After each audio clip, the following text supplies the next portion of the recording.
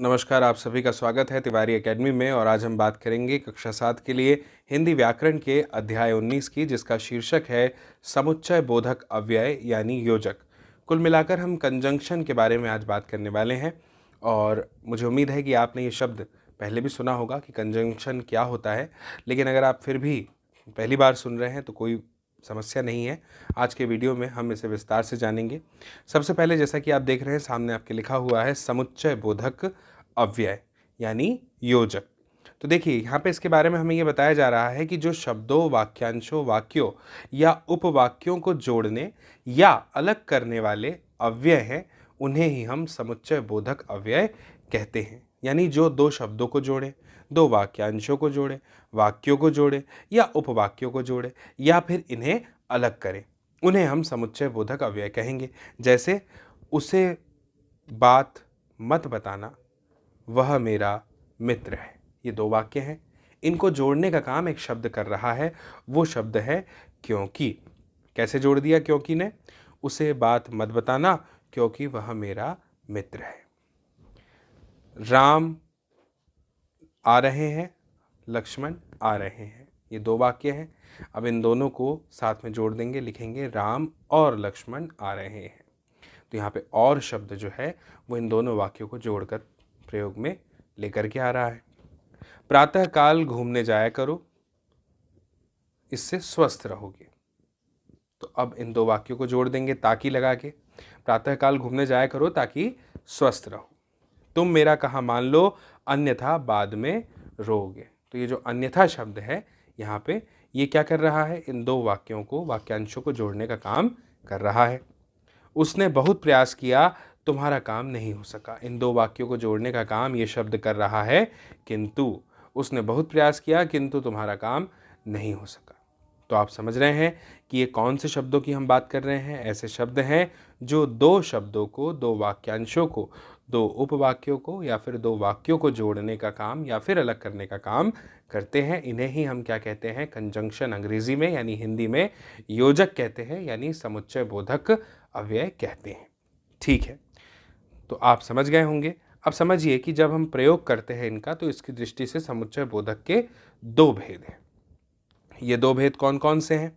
सबसे पहला है समानाधिकरण समुच्चय बोधक और दूसरा है व्यधिकरण समुच्चय बोधक। सबसे पहले की बात करते हैं समानाधिकरण समुच्चय बोधक की, कि ये क्या होता है। तो जो समुच्चय बोधक अव्यय वाक्य के विभिन्न अंगों, शब्दों या वाक्यांशों को एक दूसरे से मिलाते हैं या पूरे स्वतंत्र वाक्यों को एक दूसरे से जोड़कर एक संयुक्त वाक्य बनाते हैं, उन्हें समानाधिकरण या समान अधिकरण समुच्चय बोधक कहते हैं। जैसे दो अलग वाक्य हैं और उनको आपस में जोड़ दिया, तो ऐसे जो अव्यय हैं ये जो हैं ये कहलाएंगे समानाधिकरण समुच्चय बोधक। उदाहरण से और अच्छे समझ में आएगा। जैसे एक वाक्य है, सीता मीता और गीता पढ़ रही है। तो यहाँ पे ये जो और शब्द है, ये इसने वाक्यों को जोड़ दिया, वाक्यांशों को जोड़ दिया। जैसे सोचिए कि दो वाक्य हैं, कुछ छात्र पढ़ रहे थे, कुछ खेल रहे थे। अब इनको जोड़ने के लिए एक शब्द हम प्रयोग में लाएंगे परंतु, और ये हो जाएगा कुछ छात्र पढ़ रहे थे परंतु कुछ खेल रहे थे। तो यहाँ पे जो परंतु शब्द है ये समानाधिकरण समुच्चय बोधक कहलाएगा। क्या इसके भी कुछ प्रकार हैं? बिल्कुल हैं। समानाधिकरण समुच्चय बोधक के चार भेद हैं। सबसे पहला है संयोजक। ये क्या है? समझिए, जो समुच्चय बोधक दो शब्दों, वाक्यांशों या मुख्य वाक्यों में संयोजन करते हैं, उन्हें संयोजक कहते हैं। जैसे प्रसाद जी और निराला जी हिंदी के महाकवि थे। तो यहाँ पे और शब्द जो आया ये है। गांधी जी ने सत्य व अहिंसा का पाठ पढ़ाया। तो यहाँ पे जो व आ गया ये, तो ये बिल्कुल वही है ना जो वाक्यांशों को, यानी वाक्य के अंशों को या मुख्य वाक्यों में संयोजन कर रहे हैं। एक होते हैं विभाजक, ये भी समानाधिकरण समुच्चय बोधक के अंतर्गत आते हैं। जैसे एक ही श्रेणी के दो या अधिक वस्तुओं या प्राणियों आदि में किसी एक के ग्रहण या त्याग का बोध कराना हो, तो इन दो वाक्यों को, उपवाक्यों को यहाँ पे जोड़ते हैं, इन्हें विभाजक कहेंगे। जैसे यह फल मोहन लाया है या सोहन। अब संभावना थी कि मोहन भी ला सकता है या फिर हो सकता सोहन ने लाया हो, तो यहाँ पे हमने या शब्द लगा के जो है इन दोनों को विभाजित कर दिया, इसलिए यहाँ पे ये विभाजक कहलाएंगे। एक और उदाहरण देखिए, जैसे तुम अपना इलाज कराओ नहीं तो बीमारी बढ़ जाएगी। तो हमने यहाँ पे नहीं तो जो शब्द का प्रयोग किया वो क्या कर रहा है, वो इन दो वाक्यों को जोड़ भी रहा है एक तरीके से देखेंगे आप, और विभाजित भी कर रहा है। विभाजित कर दिया उसने, तुम अपना इलाज कराओ नहीं तो बीमारी बढ़ जाएगी। फिर है ना उसने मुझसे कुछ कहा ना मैंने उससे कुछ कहा, इस तरह से। तो ये जो न शब्द है ये यहाँ पे विभाजक का काम करेगा। एक और है विरोध बोधक। विरोध बोधक का मतलब क्या होता है? विरोध बोधक का मतलब ये होता है कि जो एक से अधिक शब्दों में से विरोधी होने के कारण एक का निषेध करते हैं उन्हें विरोध बोधक कहते हैं। यानी एक को वो नकारेंगे, उनका निषेध करेंगे। जैसे मैं आपके घर गया था परंतु आप वहां नहीं मिले। तो मैं आपके घर गया था और आप वहां पे नहीं मिले, तो यहां पे हमने परंतु शब्द का प्रयोग किया। फिर है तुम यहां से चले जाओ, नहीं तो क्या होगा, नहीं तो झगड़ा हो जाएगा। तो यहां पे हम एक शब्द का प्रयोग करेंगे वरना। तुम यहां से चले जाओ वरना झगड़ा हो जाएगा। तो ये जो वरना है ये यहाँ पे विरोध बोधक कहलाएगा। फिर समझिए परिमाण बोधक। अब ये क्या है? जो समुच्चय बोधक दो उपवाक्यों को जोड़ते हैं तथा दूसरे उपवाक्य के परिमाण का बोध कराते हैं उन्हें परिमाण बोधक कहते हैं। परिमाण आप जानते हैं ना, परिमाण का मतलब क्या होता है। जैसे सूर्योदय हो गया था इसलिए जागना पड़ा, आपने बुलाया था इसलिए मैं यहाँ पर आया हूँ, इस तरह से।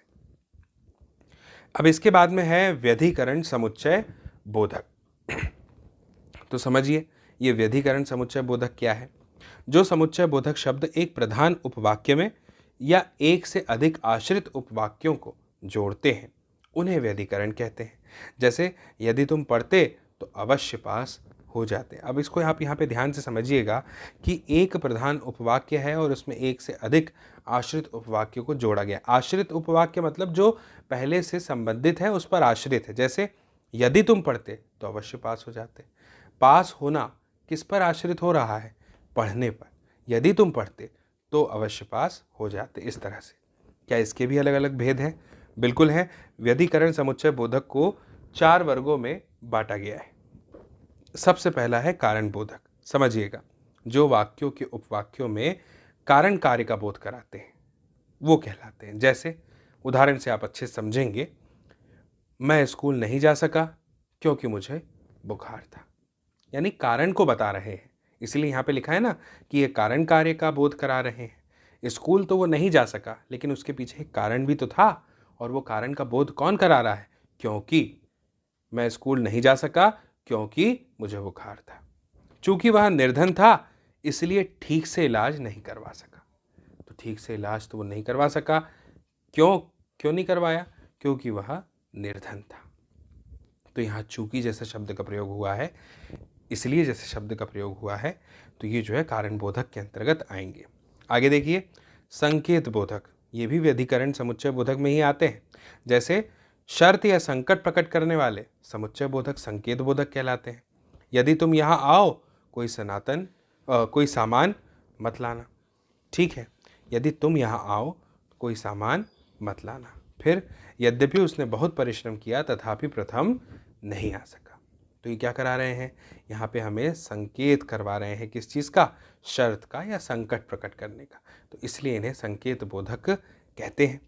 फिर है स्वरूप बोधक। ये भी व्यधिकरण के अंतर्गत आते हैं। ये कौन से शब्द हैं? जिनके बाद आने वाले वाक्य या कथन पहले वाक्य या कथन का स्पष्टीकरण करते हैं। आज 2 अक्टूबर अर्थात गांधी जी का जन्मदिवस है। देखिए आप उदाहरण में स्पष्ट हो गया ना कि ये जो कथन पहले आया है ये बाद में आने वाला कथन पहले वाले कथन को स्पष्ट कर रहा है, इसलिए स्वरूप बोधक है। मैं मना कर दूं यानी उसके घर न जाऊं, मतलब मना तो करना है लेकिन किस बारे में? उसके घर नहीं जाने के बारे में। ठीक है, उसके घर जाने के बारे में। तो ये जो यानी शब्द है इसने पहले वाले वाक्य का अर्थ स्पष्ट कर दिया कि मैं मना कर दूं किस बारे में? उसके घर न जाऊं, इससे स्पष्ट हो गया। फिर है उद्देश्य बोधक। ये क्या कराएंगे? नाम से स्पष्ट है कि ये जो है शब्दों के बाद आने वाले वाक्य अपने से पहले वाक्य का उद्देश्य प्रकट करते हैं। जैसे उसने दरवाज़ा बंद कर दिया ताकि कोई अंदर ना जा सके। उसे ऐसा समझा दो जो फिर इधर ना आए। तो समझाना तो है लेकिन इसका उद्देश्य क्या है कि वो इधर ना आए। दरवाज़ा तो बंद करना है लेकिन उद्देश्य क्या है कि वो अंदर न जा सके, ताकि कोई अंदर न जा सके। तो ये जो ताकि है, जो है, ये ऐसे शब्द हैं जो उद्देश्य बोधक के अंतर्गत आते हैं। ठीक है, तो मुझे उम्मीद है कि आपको अच्छे से ये अध्याय समझ में आया होगा। ये आप समझ गए कि समुच्चय बोधक अव्यय यानी योजक यानी कंजंक्शन क्या होते हैं।